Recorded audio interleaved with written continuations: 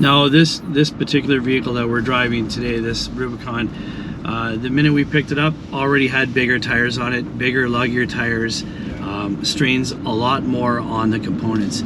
You're pushing more rubber that's not designed for it, can't handle it, but it's going to wear out those OE products much faster, where you'll get much longer life out of the Mevotech Supreme. When it comes down to pushing the bigger tires, Austin, as you're a tech, what key components does it really strain on when it comes down to a bigger tire and rim? Yeah, so a bigger tire and wheel package on this vehicle, if you put it in an electric mode or you put it in a hybrid mode, you have access to 470 foot-pounds of torque.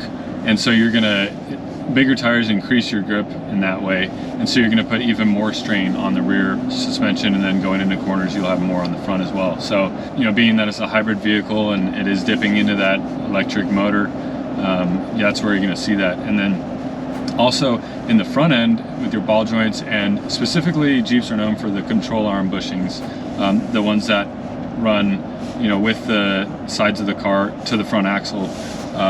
Those really get a lot of strain and stress with a little bit bigger tire.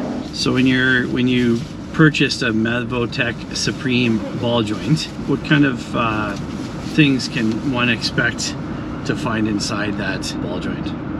Yeah, so the inside of our Supreme ball joints, especially for the Jeep chassis, you're looking at a sintered metal bearing, a greaseable design, anti-corrosion coating, and then it's going to have knurling on the outside of the pressing surface and the outside of the body.